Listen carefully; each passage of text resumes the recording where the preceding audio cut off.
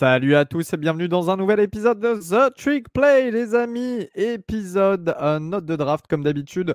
On est en AFC aujourd'hui, l'AFC North, qui se compose des Cincinnati Bengals, les Pittsburgh Steelers, les Cleveland Browns et les Baltimore Ravens. Dans un premier temps, on va du côté de l'Ohio et de Cincinnati. Avec au premier tour Amarius Mims, l'offensive tackle de Georgia, qui a été sélectionné. Avant, au deuxième tour, Chris Jenkins, le defensive tackle de Michigan. Désolé, je vais me mettre en même temps sur le tableau de Cincinnati. Ce sera plus simple parce qu'au troisième tour, on a deux choix. Jermaine Burton, le receveur d'Alabama, et McKinley Jackson, le defensive tackle de Texas A&M. Quatrième tour, Eric Hall, le tight end d'Iowa. Cinquième tour, Josh Newton, le cornerback de TCU. Sixième tour, Tanner McLachlan, le tight end d'Arizona, et Cedric Johnson, le defensive end de Mississippi, d'Ole Miss. Septième tour, deux choix, Dejan Anthony, safety d'Ole Miss aussi, et Matt Lee, le centre de Miami.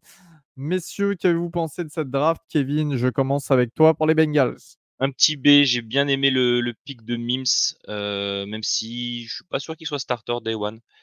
Il y aura sûrement de la concurrence au poste de tackle droit, mais là où ils le prennent, je trouve que c'est un bon pick quand même en 18. Ils avaient un need en D-tackle qui a été adressé avec 2 picks du day 2. Donc du coup avec Jenkins de Michigan et avec McKinney Jackson de A&M. Donc ça, j'ai trouvé ça pas mal. Plus Burton aussi pour compenser le probable départ de Higgins, en sachant que à l'heure à laquelle on enregistre, si je dis pas de bêtises, Tyler Boyd a signé dans une autre. J'ai un doute sur qui il a signé. C'est bien Titan ou Chargers, c'est une équipe en bleu, mais j'ai un doute. Donc en tout cas, Boyd est parti.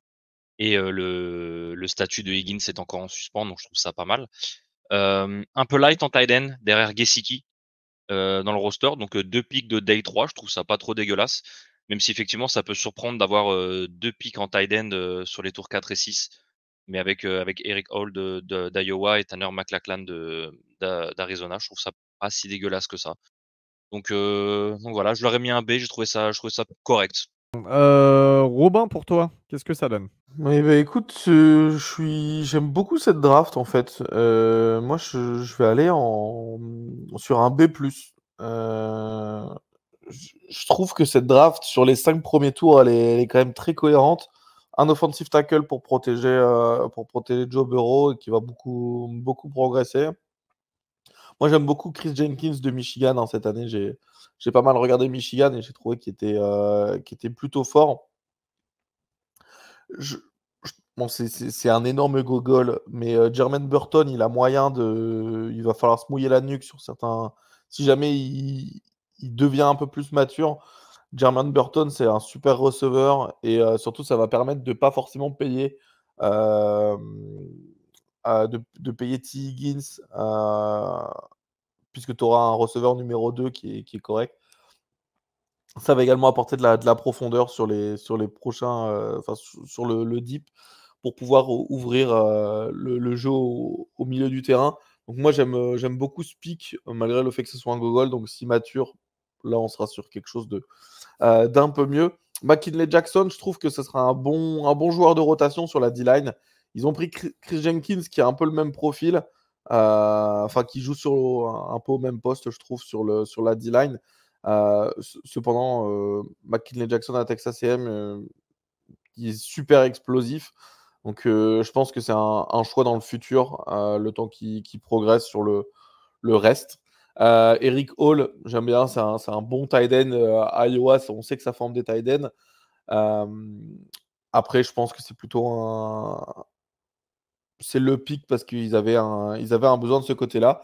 Et au final, bah, je vais finir avec le 5e tour parce que je connais pas forcément les joueurs du 6e et du 7e tour. Mais Josh Newton, je trouve que c'est une bonne value au 5e tour. Il y a quelques petites choses à corriger, effectivement, mais pour faire de la profondeur de rooster, je trouve que c'est une bonne chose. Et comme j'ai dit, je ne vais pas parler forcément du 6e et 7e tour parce que je connais pas les joueurs qui ont été draftés. Mais un bon B+. Très bien. Mea culpa, hein, j'ai dit AFC East, alors que c'est évidemment l'AFC North, les amis. pour toi, Ryan? Bah écoute, moi je vous trouve vachement gentil en attendant d'avoir ton avis, Elio. Mais ouais, moi non, je suis pas. Non, je suis pas convaincu, à part le choix Mims, que je valide énormément. Et à la rigueur, le choix Chris Jenkins, et encore, ça c'est personnel, hein, mais moi j'avais une value qui était quand même vachement plus basse sur Jenkins, mais je vois ce qu'il peut apporter à un effectif NFL, mais comment dire, bah déjà cette espèce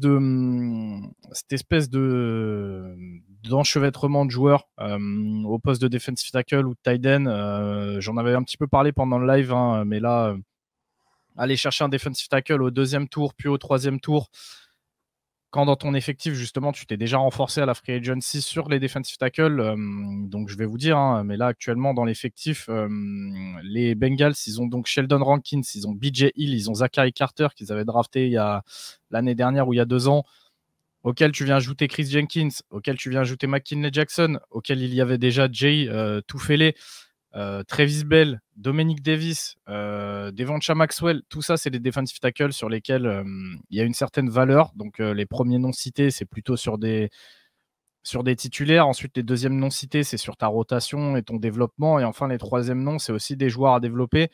Tu viens rajouter sur ton 2e jour 2 defensive tackles, là encore à développer. Alors qu'il y a déjà énormément de monde, je comprends pas trop. Au poste de tight end, c'est pareil. Donc, ils sont partis chercher Mike Gesicki.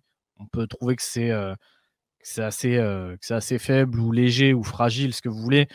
Mais il y a aussi Drew Sample, auquel tu viens ajouter Eric Hall, qui pour moi est peut-être l'un des tight ends les moins forts à être sorti d'Iowa. D'ailleurs, il me semble que pendant le live, on en avait parlé un petit peu en disant que si Eric Hall ne jouait pas pour Iowa, je ne sais même pas s'il aurait été drafté. On a Tyler McLellan qui est un projet très clairement à développer. Ils ont encore Tanner Hudson, je crois qu'en UDFA ils sont partis encore chercher un tight end, donc pareil, ça c'est en train de faire embouteillage et finalement t'as pas réellement de valeur ajoutée. À Marius Mims, on l'a dit, énorme potentiel, qui a des petits soucis de blessure et que tu vas développer, donc là encore pas de talent, pas de réelle injection de talent à leur effectif, peut-être pour le futur, mais en tout cas, donc le choix de Mims, voilà, je l'ai validé. Jermaine Burton, Rob, tu l'as dit, on a un talent qui est incroyable. Mais il ne faut pas oublier que les mecs, ça fait déjà 2 ans qu'ils draftent pour remplacer potentiellement Higgins avec un André Iosivas, avec un Charlie Jones. Pareil, quid de ces gars-là, surtout qu'on a vu que l'année dernière, Iosivas commençait à vraiment se faire une jolie place. Donc, qu'est-ce qui se passe? Est-ce que tu lui envoies Jermaine Burton et, entre guillemets, tu vas ralentir son développement? Est-ce que Burton va devoir attendre, en sachant que Burton est déjà un joueur qui est assez âgé, qui a en plus qui peut avoir des casseroles au cul très rapidement parce que tu l'as dit, c'est un gogol. Moi, honnêtement, les gars, voilà, hein, je veux bien m'enthousiasmer parce que j'aime bien les joueurs et il y a des joueurs que j'aime bien, hein. McKinley Jackson, c'était vraiment de mes sleepers de cette classe. Je vois ce qu'ils veulent faire d'un mec comme Jermaine Burton, mais honnêtement, la draft, waouh, moi, c'est un C+, et c'est un C+, justement parce qu'ils vont chercher des joueurs qui ont une certaine qualité, hein. Même dans le 6e tour, on parlait souvent avec Val d'un gars comme Cedric Johnson. Il est 6e tour, il aurait pu ne pas se faire drafter du tout parce que là aussi, tu as un réel développement à faire sur lui. Daijun Anthony, pareil. Matt Lee, pareil. Donc, je le disais, j'aime bien ce genre de profil-là en fin de 3e jour parce que c'est là où il faut justement aller chercher des mecs à développer. Mais dans l'ensemble, la draft, je suis désolé, moi, je la trouve pas bonne, je la trouve pas extrêmement cohérente. Tu fais des doublettes comme ça de 2 fois 2 defensive tackle, 2 fois 2 tight end. Voilà. Franchement, je suis pas hyper hypé. J'espère que certains de ces gars-là vont bien se développer, vont prendre une place de titulaire sous 2 ans, mais j'attends vraiment de voir la suite. Et franchement, je suis pas cette draft des Bengals, ça m'a pas hypé. Moi, ça va. Je suis plus d'accord sur le côté incohérent parce qu'en effet, il y a des doublons assez intrigants. Je pense qu'ils auraient eu besoin d'un vrai cornerback qui peut passer numéro 1, en tout cas être un bon numéro 2 en NFL. Et quand tu vois que Rakestro, même Renardo Green était toujours présent, pourquoi tu t'embêtes à prendre Chris Jenkins si derrière tu vas récupérer McKinley Jackson? Après les choix, moi j'aime bien, hein. Marius Mims, c'était le meilleur tackle disponible, ils le prennent. On sait que pour lui, c'était mieux de démarrer en right tackle dans tous les cas. Et voilà, et sachant que devant, il y a quand même quelques noms. Alors, il y aura Orlando Brown de l'autre côté, mais il y a quand même Jackson Carman. Enfin, il y a quand même 2-3 noms qui sont devant et qui peuvent lui laisser un peu plus de temps pour apprendre. Moi, ça ne me dérange pas au 18e choix de prendre le meilleur tackle dispo. Jermaine Burton, il y a l'en dehors du terrain, mais sur le terrain, c'est intéressant et c'est un 3e tour, donc ça va, c'est pas non plus, tu n'as pas trop été haut pour lui. Eric Hall, bon, il commence à se faire âgé. Le problème d'Eric Hall, en fait, c'était à Michigan et ensuite à Iowa, mais surtout à Michigan, il avait quand même pas mal de potentiel, etc. Mais il a eu beaucoup de soucis de blessures. Ça a été ça le problème. Josh Newton, moi j'aime bien au 5e tour en cornerback. Josh Newton, c'est très intéressant. Mike Lashland, c'est très intéressant, mais c'est vrai que ça fait doublon avec Eric Hall. Et Matt Lee au 7e tour, choix 237. Je trouve ça vraiment bien en tant que remplaçant en centre, sachant que voilà, il y a besoin de O-line pour Joe Burrow. On n'arrête pas de le dire. Donc non, moi je trouve la draft en fait, les joueurs choisis sont plutôt bons. C'est vrai que c'est pas très cohérent en termes de position choisie et tous ces doublons là, mais sinon non, c'est pas la pire draft quand je compare en fait avec les autres que justement qu'on a eu dans d'autres divisions. Non, ça m'intrigue pas plus que ça. Donc ça sera un B- pour les Bengals. Passons aux Pittsburgh Steelers avec Troy Fautanu au premier tour, l'offensive tackle de Washington. Offensive tackle, on verra s'il joue pas également guard. Deuxième tour, Zach Frazier, le centre de West Virginia. Donc c'est full O-line sur les 2 premiers tours pour Pittsburgh. Troisième tour, il y a 2 choix. Roman Wilson, le receveur de Michigan, et Peyton Wilson, le linebacker de North Carolina State. Quatrième tour, Mason McCormick, le guard de South Dakota State. Sixième tour, Logan Lee, le defensive end d'Iowa. Et Ryan Watts, le cornerback de Texas. Ryan, veux-tu démarrer avec les Steelers? Ouais, je veux bien démarrer, surtout que je pense que je vais être un des critiques les plus acerbes sur la draft des Steelers, mais j'aime pas.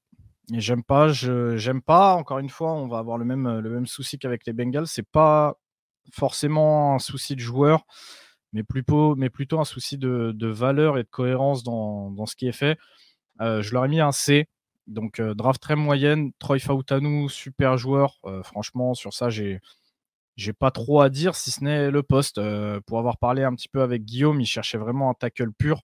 Le souci que j'ai avec Fautanu, c'est que si, selon moi, il peut jouer tackle et il peut rendre des très bons services en tackle, selon moi, c'est pas son poste. Tu pourrais en retirer plutôt un guard de très très très haute qualité. Donc, si tu t'amuses à le faire jouer tackle, tu risques en fait de pas en tirer le maximum de Fautanu. Après, est-ce qu'il pourra le faire? Oui, je pense, mais même chose, si tu voulais un tackle, je pense qu'il y avait peut-être mieux à aller chercher en tant que pur tackle. Au deuxième tour, ça va chercher Zach Frazier. Alors pour beaucoup, c'est un style, pour beaucoup, c'est un choix extraordinaire. Moi, je vais vous dire très clairement, hein, pour ce que j'ai vu de lui, je l'avais même pas en tant que valeur du deuxième jour. C'est un joueur qui est puissant, certes, mais c'est un joueur qui a énormément de choses à travailler. C'est un joueur qui est extrêmement inconsistant, c'est-à-dire qu'il est capable, certes, de briller, et quand il brille, généralement, il brille très, très fort. C'est-à-dire que, vraiment, il montre un niveau extrêmement élevé. Par contre, quand il brille pas et que c'est l'inverse et qu'il fait des mauvais matchs, on est borderline sur un joueur qui aurait même pas sa place en XFL, et c'est vraiment pas une blague quand je vous dis ça. Après, je sais qu'aujourd'hui, on vit à une ère où il faut pas dire de mal du joueur, sinon on est un hater. Je vous promets que c'est pas le cas, c'est juste que j'ai vu tout simplement du joueur. Donc pareil, est-ce que tu comptes l'installer directement en tant que titulaire? Est-ce que tu comptes le faire travailler? Est-ce que après avoir travaillé, le joueur aura réussi à surélever un petit peu son plancher? Tout ça, j'en sais rien. Il me semble que quand les Steelers piquent, tu as encore Jackson Powers-Johnson ou alors Cédric Van Pran. Faudra que vous me le confirmiez, les gars, mais donc je suis désolé, Zach Frazier, c'est pas un pick que j'aime bien. Pas du tout même. Ensuite, au troisième tour, ils vont chercher Roman Wilson. Pourquoi pas, dans une draft qui était quand même vachement deep au niveau des receveurs. Je pense qu'il y avait peut-être mieux que Roman Wilson à aller chercher. Ça va chercher Peyton Wilson. Peyton Wilson, c'est un joueur que j'adore énormément, mais au vu de son âge et de ses blessures, moi, je ne le voyais pas dans les 2 premiers jours. Maintenant, ils sont tombés amoureux du joueur, pourquoi pas, hein. Faites donc, mais il y a déjà du monde d'installer devant lui au poste de linebacker pour un mec de 24 ans. Je pense qu'il ne va pas falloir trop tarder sur le banc s'il veut vraiment avoir une chance. Donc pareil, est-ce que ça valait le coup d'aller chercher à ce moment-là ou pas? J'en sais rien. Mason McCormick, c'est comme je vous disais, on renforce toujours cette O-line, donc c'est bien côté Steelers, mais est-ce qu'il n'y avait pas un meilleur choix à faire? Je pense que au fil des épisodes qu'on a fait déjà au niveau de la NFC, on a pu voir qu'il y avait des jolis, très très jolis guards qui sont partis plus bas que Mason. Donc j'en sais rien. S'il compte faire jouer Fautanu en poste de guard, est-ce que tu as réellement utilité à aller chercher un guard à ce moment-là? J'en sais rien aussi. Ensuite, ça n'a pas de 5e tour et de 7e tour. Et enfin, au 6e, on a Logan Lee et Ryan Watts. C'est OK, c'est 2 joueurs, je me répète beaucoup, hein, mais c'est des joueurs que tu vas chercher à leur value, donc c'est OK. Mais donc, draft très moyenne pour moi des Steelers, et pas tant sur les joueurs qui ont été pris, mais plutôt sur leur profil ou sur l'utilisation qui va en être faite. Je valide pas. Et franchement, pareil, j'étais devant la draft des Steelers, j'étais pas content. J'étais en mode OK, je m'en tape un peu, tu vois, c'est moyen. Moi, j'ai mis la note de B-, parce que je peux comprendre le choix Fautanu, même si je suis pas un énorme fan, mais au pick numéro 20, avec les 4 meilleurs tackles qui sont partis, les 5 même, t'en as 5 qui sont partis. J'arrive pas à compter JSC Latam, je suis désolé. Voilà, tu prends un mec polyvalent sur la O-line, pourquoi pas. Zach Frazier, j'aime pas. J'aime pas au 2e tour. Tout le monde l'a mis au 2e tour, j'ai jamais compris pourquoi. Et je suis totalement d'accord avec toi, Ryan. Surtout quand tu l'avais pas mal critiqué. Genre, moi, j'avais des souvenirs où j'étais étonné de le voir mis si haut sur les tableaux de draft. Et quand tu l'as bien critiqué, je suis retourné voir et je me suis dit, bah ouais, je comprends pas non plus. Par contre, le 3e tour, j'aime beaucoup. Roman Wilson et Peyton Wilson en termes de value au 3e tour, moi j'aime vraiment bien. 4e tour, pareil pour Mason McCormick. OK, c'est un projet, OK, il vient pas de FBS, etc. Mais c'est un mec qui cassait tout en FCS et qui renforce encore la O-line. On sait que la O-line, c'est vraiment le besoin prioritaire quand même des Steelers, avec notamment de nouveaux quarterbacks, hein. Donc voilà, et après les derniers picks sont un petit peu anecdotiques, mais en fait, il y a quand même ce trio, voire ce quatuor de joueurs qui peuvent rester intéressants pour l'équipe, qui auront leur temps sur le terrain, etc., qui m'intéressent. Donc je leur ai mis la note de B-. Robin, quelle note pour toi? Moi, je vais mettre un C. Alors, je vais mettre un C. Je vais changer, je vais mettre un C+, pardon. En fait, je pense qu'ils ont voulu reconstruire par la O-line, et ça, pour moi, c'est important. Je vois l'idée qu'ils ont voulu faire derrière ça, parce que fondamentalement, on est sur quelque chose qui est le plus important dans le football, pardon.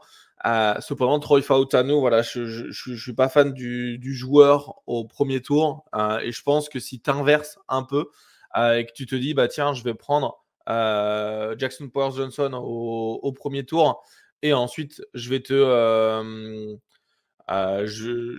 prendre un Roger Rosengarten, par exemple, au 2e tour, ça serait un peu plus simple. Donc en fait, ils gardent quand même leurs 2 premiers tours qui sont centre et tackle, surtout dans une division où quand même t'as les D-line en face, ils rigolent pas, hein. Quand tu vois la D-line, enfin la défense de Baltimore, quand tu vois que tu dois bloquer Myles Garrett chez les Browns, plus tous les autres gars sur la D-line, sur le front set des Browns, ça rigole pas. Franchement, j'aurais préféré voir un Jackson Powers-Johnson et un Roger Rosengarten pour toujours avoir centre et tackle. J'aime bien leur round 3, c'est pour ça que ça me fait donner le C+. La paire de Wilson, Roman et Peyton. Peyton, moi, je pense que s'il est en santé, il va noircir la feuille de stats, et c'est ce qu'on veut d'un linebacker. C'est une machine à plaquer. Et juste s'il reste en santé, il va faire des belles choses. Après, je trouve que ça manque quand même de choix sur les derniers tours. Ouais, justement, Rob, faut pas oublier que là, ils ont quand même dépensé pas mal d'argent pour aller récupérer un Patrick Quinn et qu'il y a déjà Cole Holcomb. Tu as déjà 2 Ouais. titulaires installés au poste qui noircissent la feuille de stats, tu vois. Et c'est pour ça que Ouais, je te dis, j'avoue. j'ai un petit souci là-dessus. C'est quelle place Peyton Wilson, là actuellement même en santé, quelle place il prend quand la ligne de linebacker c'est Highsmith, Patrick Quinn, Cole Holcomb et de l'autre côté le frérot Watt. Ouais. Je- Ah ouais. Bah ouais, Ouais, gros, t'as raison, j'y avais c'est pas ça le pensé. souci. J'y C'est avais pas ça que pensé de ce côté-là. tu vois, c'est ça qui me gêne un peu plus. Ouais, dans ce cas-là, tu vas chercher quoi comme position dans cette défense si tu veux mettre une meilleure défense. C'est vrai que, ouais, bah, peut-être il va le faire jouer à l'extérieur, en vrai. Ok. Pour toi, Kevin? Moi, j'étais peut-être un peu plus clément. Dans l'ensemble, j'ai relativement bien aimé, on va dire ça comme ça. C'est vrai que le pic de Fautanu, ça a un peu laissé, je me rappelle la réaction de Guigui qui attendait pas du tout ce poste effectivement. Heu, Maintenant c'est ça, c'est que tu beau aimer les pics et c'est un peu la problématique qu'on a là sur cette gestion des Steelers, et on a eu ça sur d'autres équipes, hein, qu'on a pu voir. C'est la logique dans ton roster, en fait. C'est ça qui pose peut-être un peu plus problème, et faut te dire aussi que 2 de tes 4 premiers picks, Frazier et Peyton Wilson, ils reviennent de 2 grosses blessures. Alors Peyton Wilson, je sais pas, enfin je crois qu'il est déjà revenu, mais on a eu la news un peu avant la draft ou un peu après, comme quoi il lui manquait, le mec jouait quand même avec un ACL en moins, et quand je dis en moins, c'est pas qu'il était blessé, c'est qu'il avait pas de ligament carrément. Donc c'est est-ce que pour l'instant ça tient? Je suis pas sûr qu'il ait que tu 10 ans de carrière à voir quand tu as un ligament en moins dans un genou. On connaît la difficulté du poste. Hem, je suis mitigé. Je suis mitigé. Il y a des trucs où tu dis: «Ouais, c'est pas mal», et puis il y a d'autres trucs où tu dis: pourquoi?» Donc ouais, un B-. Ok, un petit B-. On va se diriger du côté de nouveau de l'Ohio et de Cleveland avec eh bien pas de premier tour hein, qui avait été trade à l'époque à Houston pour un certain Deshaun Watson. Second tour, Michael Hall, le D-tackle d'Ohio State, donc qui reste dans l'état.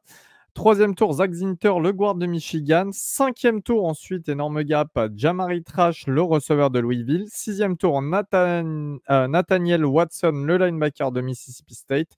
Septième tour, Miles Harden, le cornerback de South Dakota. Et septième tour, toujours, Joan Briggs, le D-tackle de Cincinnati, qui reste donc dans la même ville. Robin, je démarre avec toi. Quelle note as-tu donné à cette draft des Browns?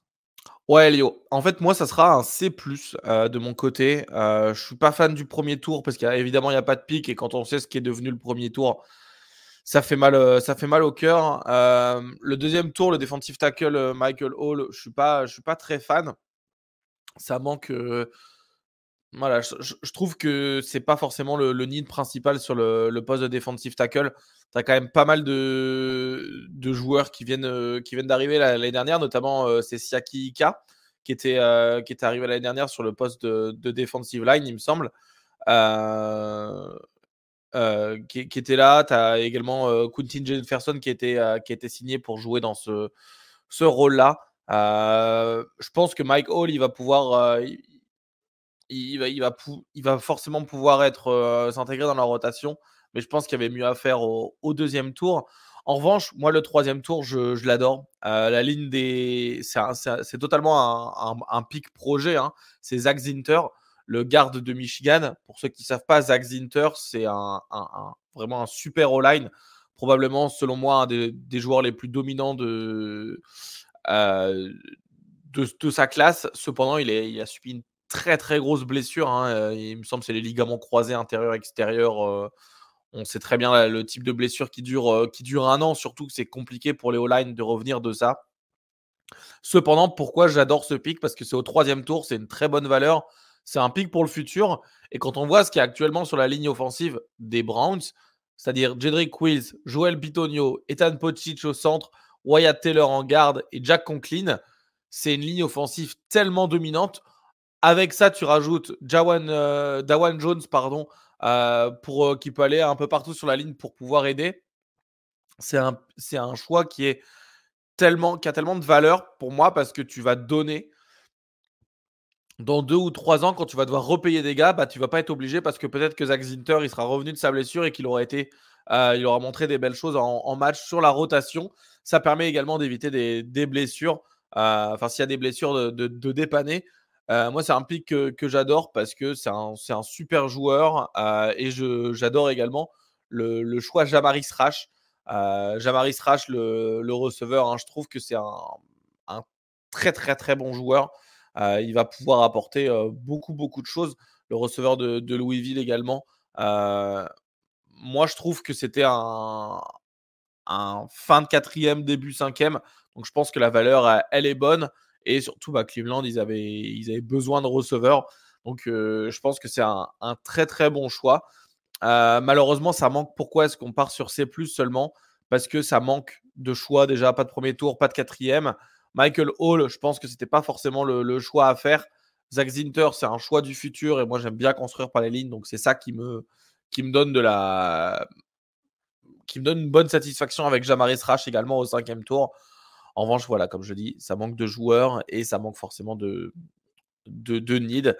Donc un C+. Ok, ok. Pour toi, Ryan. Je vais éviter de trop répéter ce qu'a dit Rob. Je suis à peu près sur la même ligne que lui.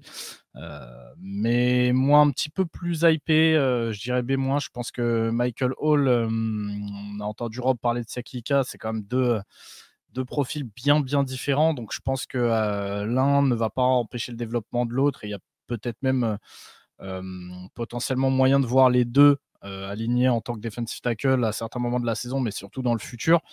Zach Zinter, je ne vais pas plus développer. Pareil, c'est un pick que j'adore, surtout Kelio. Je pense que tu vas en parler aussi, vu l'amour que tu as pour le joueur. Mais pareil, c'est un choix que je valide de ouf, même si voilà, moi, je l'avais peut-être plus à cause de sa blessure comme un talent de 4e tour, ou en tout cas une valeur de 4e tour. Mais forcément, vu que les Browns n'avaient pas de 4e tour, je peux entendre le fait d'être allé les chercher au 3e.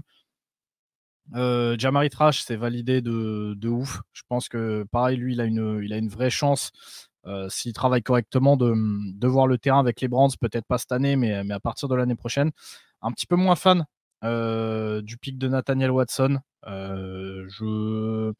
Selon moi, il a pas une grosse value, il a pas forcément un gros upside, donc je vais attendre de voir, mais je suis pas hyper fan du pick. Et enfin, pick de Joan Briggs au 7e tour, que j'aime bien, le petit pick feel good.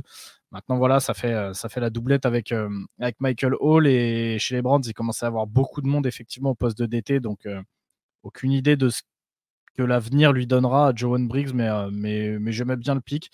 B- donc pour moi, ça aurait pu être mieux. Malheureusement, manque de pick.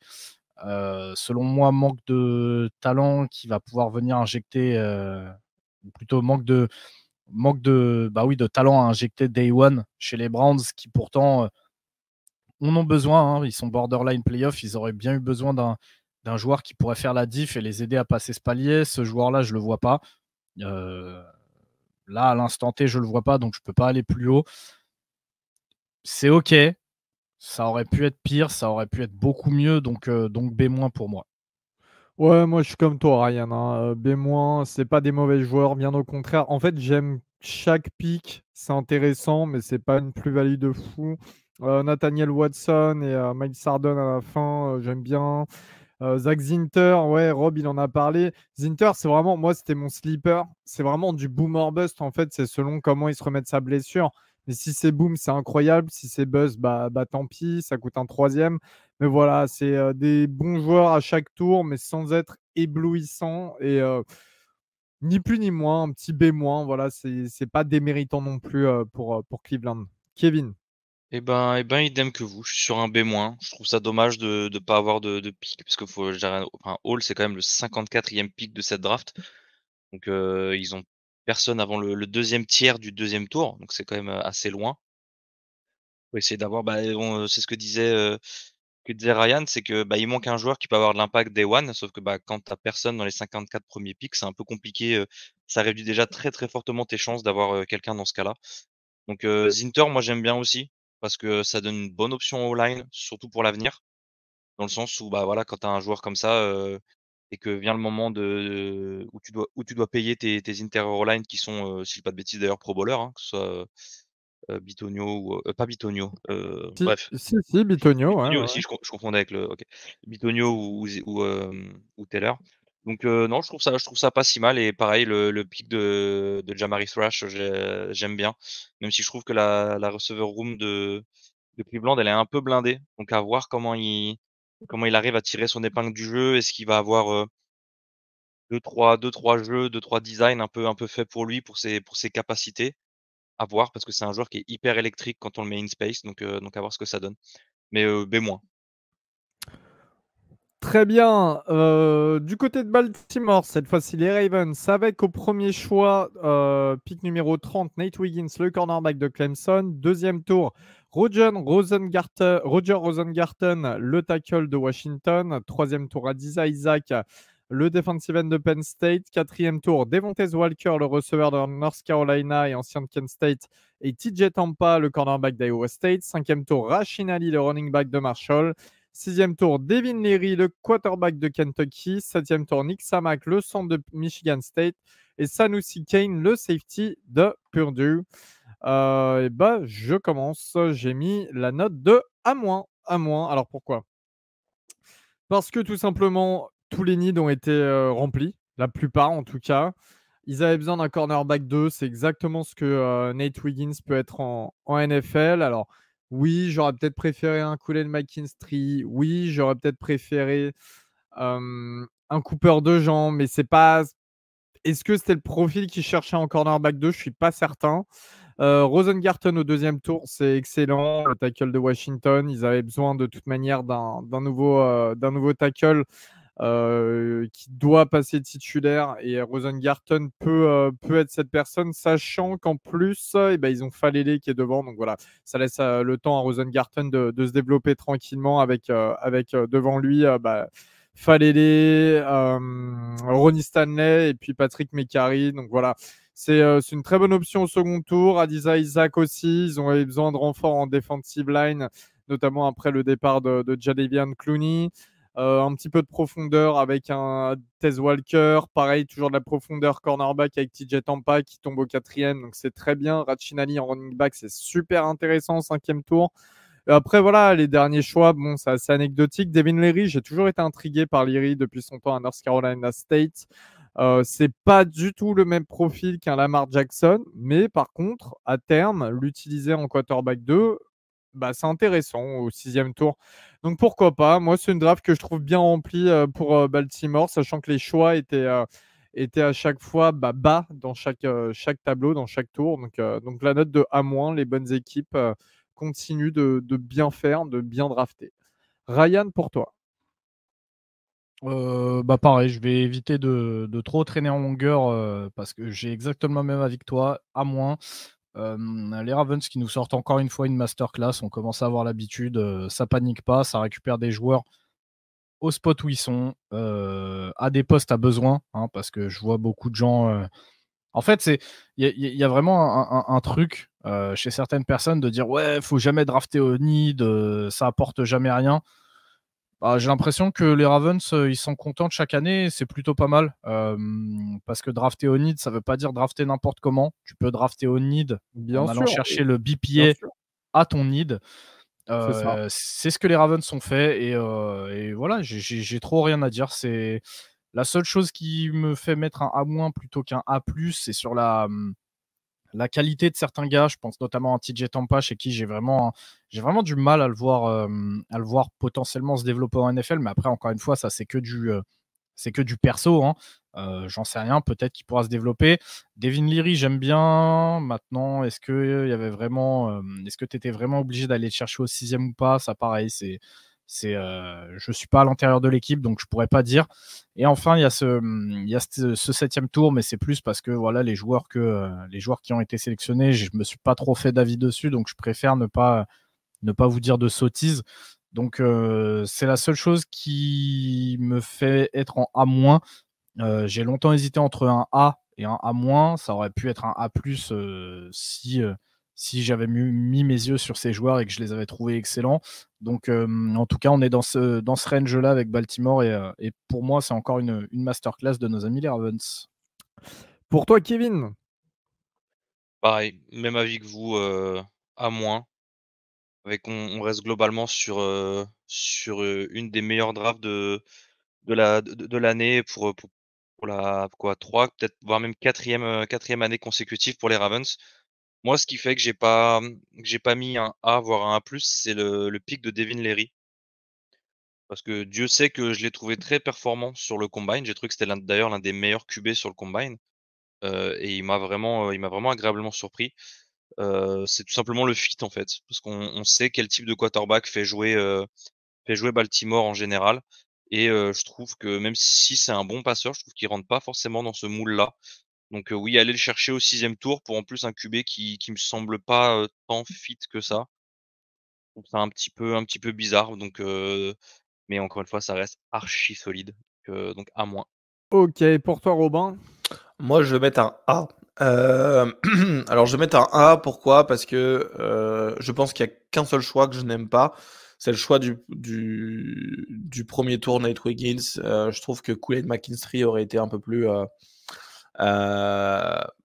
pertinent dans ce système.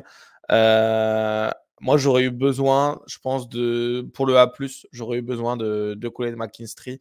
Je sais qu'il est sorti au 2e tour, mais franchement, tu avais de quoi faire. Le joueur Roger Rosengarten, j'adore. Adissa Isaac, pareil. Devontae Walker, encore une fois, voilà, masterclass.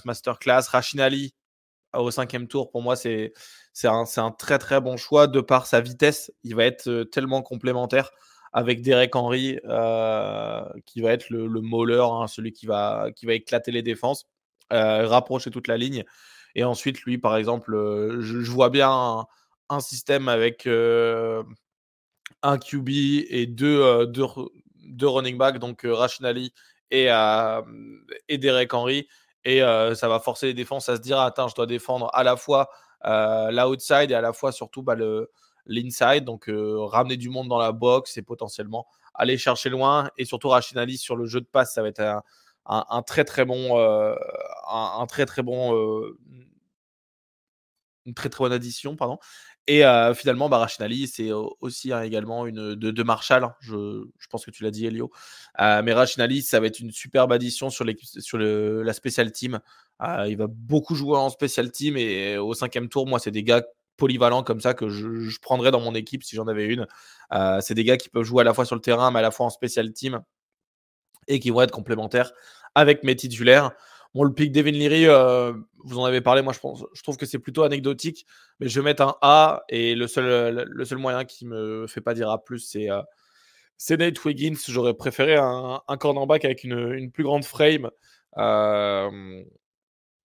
qui apporte un peu plus contre le jeu de course. Donc voilà.